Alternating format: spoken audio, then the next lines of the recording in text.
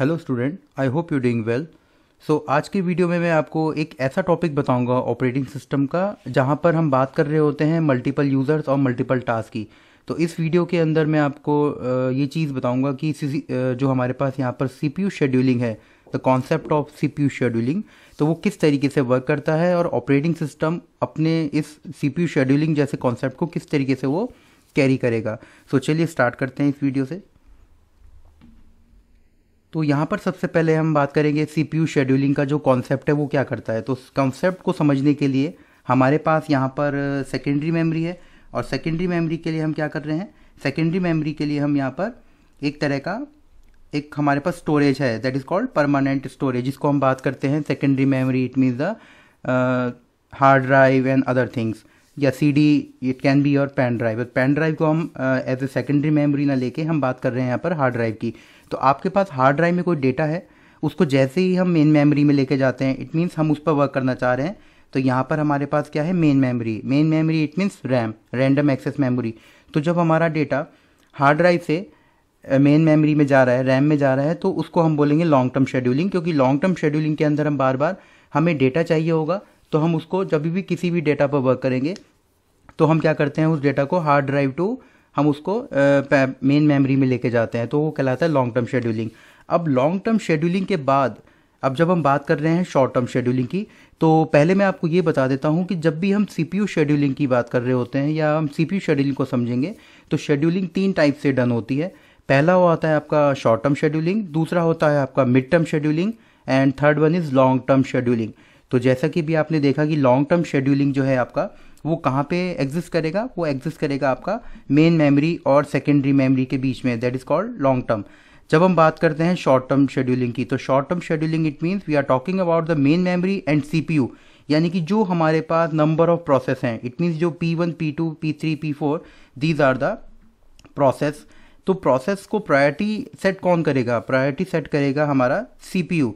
तो सीपीयू जब भी प्रायोरिटी सेट करेगा रैम के अंदर, जो भी यूज़र्स आ रहे हैं टाइम के हिसाब से वो अपना एग्जीक्यूशन कर रहे हैं, तो वो सब प्रोसेस होगा हमारा शॉर्ट टर्म शेड्यूलिंग के थ्रू। तो इसीलिए शॉर्ट टर्म शेड्यूलिंग को ज़्यादा इंपॉर्टेंट माना गया है, क्योंकि यहाँ पर प्रायोरिटी सेट हो रही है जितनी भी प्रोसेस या जितने भी प्रोग्राम हम अपने सिस्टम के अंदर रन कर रहे हैं। अब इसके बाद एक चीज़ और है कि जब हमारी प्रोसेस को प्रायोरिटी मिल गई, अब वो एग्जीक्यूट होने पर है, तो वो लास्ट में टर्मिनेट हो जाएगी। ये बहुत ही सिंपल आपको मैं कॉन्सेप्ट बता रहा हूँ। सेकेंडरी मेमोरी से हमारा रैम में आया डेटा, रैम में आते ही हमने उस डेटा पर वर्क किया, उसको सेव किया, और हमने उस प्रोग्राम को, एप्लीकेशन को बंद कर दिया, तो इट विल बी टर्मिनेटेड। अब इन बिटवीन अगर कोई यूज़र, कोई बीच में अगर हमारे यहाँ पे इस वर्क के दौरान अगर कोई अपनी डिवाइस लगा लेता है, it can be your input and output device, अगर कुछ भी वो लगा रहा है, लाइक सीपीयू में वो प्रोजेक्टर लगा रहा है, या पेन ड्राइव, या CD, it can be anything, तो उस केसेस में क्या होगा, उस केसेस में बीच में हमें प्रोसेस को स्वैप इन स्वैप आउट करना होगा, या उसकी शेड्यूलिंग जो हो रही है, उसकी जो प्रायोरिटी सेट हो रही है, हमें उसके बीच में भी स्वैप इन स्वैप आउट जैसी कॉन्सेप्ट को यूज़ करना होगा। तो इस बीच में क्या होगा, हमारा जो ये प्रोसेस चलेगा इनपुट आउटपुट से लेकर हमारा मेन मेमोरी के बीच में, हम कह देते हैं इसको मिड टर्म शेड्यूलिंग। तो मैंने इस वीडियो के अंदर बेसिकली शॉर्ट टर्म और लॉन्ग टर्म को ही फोकस किया है। आप चाहो तो इसको कह सकते हैं कि it can be your mid term scheduling.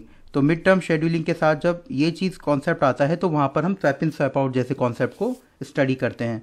तो ज़्यादातर ये मिड टर्म जो है पेजिंग के अंदर या अदर कॉन्सेप्ट में हम इसको अप्लाई कर सकते हैं। तो ये हमारा कॉन्सेप्ट है शॉर्ट टर्म शेड्यूलिंग का।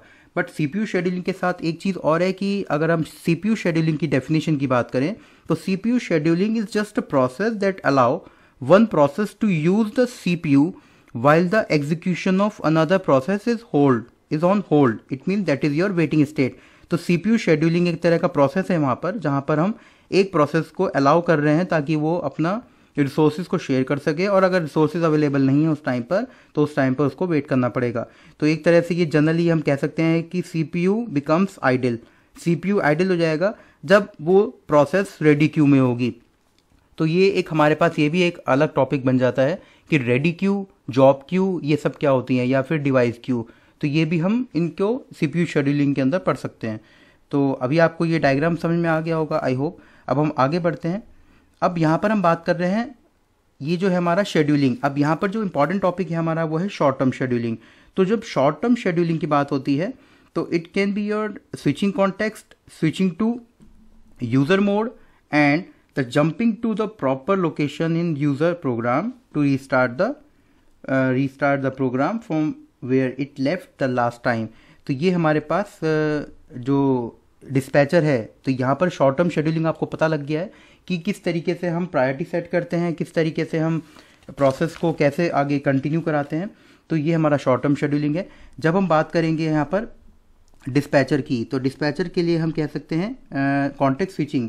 इट मीन्स जो context switching that is based on the PCB. तो जब पीसीबी आएगा हमारा, तो पीसीबी के लिए हम यहाँ पर कॉन्टेक्स्ट स्विचिंग कह सकते हैं कि जो प्रोसेस कंट्रोल ब्लॉक को कंट्रोल करेगा। यानी कि हर प्रोसेस के अंदर अपना एक पीसीबी होता है जहाँ पर रजिस्टर्स होते हैं, काउंटर होते हैं, and there are many more things. वो हमारा अलग टॉपिक चला जाता है जब हम पीसीबी की बात करते हैं। बट हर प्रोसेस अपना एक पीसीबी रखती है। It can be your internal information. Second one is switch to user mode. Switch to user mode, it means that is your kernel mode switch. जो यूज़र मोड है उसको कैसे हम kernel mode में स्विच करेंगे और वापस से कैसे यूज़र मोड में आएंगे, तो ये हमारा स्विच टू यूज़र मोड है। Third one is your jump to proper location. जैसा कि मैंने आपको भी बताया कि जंप कैसे कर रहे हैं, इट मीन्स यहाँ पर हम जंप कर रहे हैं to the proper location in user program to restart the program. तो जब हम जो प्रॉपर लोकेशन जंप हो रही है, ये हमारा प्रैक्टिकल एग्जीक्यूशन टाइम ये बताएगा। तो ये जो हमारा नेक्स्ट लाइन पर एग्जीक्यूट हो रहा है हमारा प्रोग्राम, तो इस तरीके से ये डिस्पैचर वर्क करेगा इन तीनों कंडीशन पे। First is context switching, second is switch to user mode, and third one is your jump to proper location. अब इन बिटवीन जब डिस्पैचर वर्क करेगा, इट डिस्पैच मीन्स जब एक प्रोसेस दूसरी प्रोसेस पे जा रही है, तो तब वहाँ पर डिस्पैचर स्टार्ट होगा। तो एक कंडीशन आ जाती है dispatcher latency. It means latency means कि वो टाइम ड्यूरेशन है जो कि डिस्पैचर वेस्ट करता है, या इट मीन्स जो कंज्यूम करता है उस प्रोसेस से दूसरे प्रोसेस पे स्विच करने के लिए, जब शॉर्ट टर्म शेड्यूल एक प्रोसेस को सेलेक्ट करती है। तो यहाँ पर हम कह सकते हैं कि जो डिस्पैचर है उस टाइम पर हमारा टाइम वेस्ट होगा जब वो स्विच करेगी from one mode to another mode. तो ये बहुत ही बेसिक कॉन्सेप्ट मैंने अभी आपको बताया कि किस तरीके से हम सीपीयू शेड्यूलिंग को समझ सकते हैं। तो सीपीयू शेड्यूलिंग को सबसे ईजीएस्ट फॉर्म में जो तरीका है उसका वो ये है कि शॉर्ट टर्म शेड्यूलिंग आती है आपकी सीपीयू और आपकी मेन मेमोरी रैम के बीच में, और जब लॉन्ग टर्म शेड्यूलिंग की बात आएगी तो लॉन्ग टर्म शेड्यूलिंग आएगी आपकी हार्ड ड्राइव और आपका जो रैम के बीच में। तो आई होप आपको ये वीडियो पसंद आया होगा। नेक्स्ट वीडियो में मैं आपको सीपीयू शेड्यूलिंग के और भी बहुत से कॉन्सेप्ट आपको बताऊंगा। So thanks for watching.